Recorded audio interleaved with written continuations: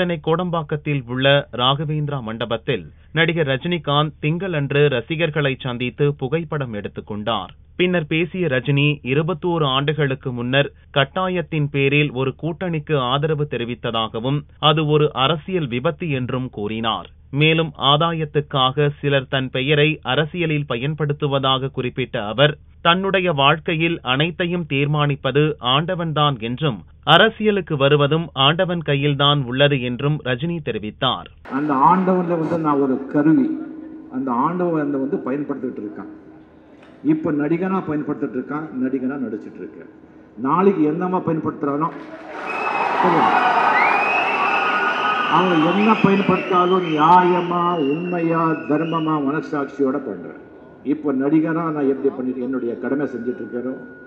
மக்களை மகிழ வைக்கணும், பணாதிஷ்டங்கள்ல அப்புறம் அதுக்காக பண்ணுவோம். அதே மாதிரி என்ன பொறுப்பு கொடுத்தா கூட நியாயமா உண்மையா சத்தியமா இருக்கணும்.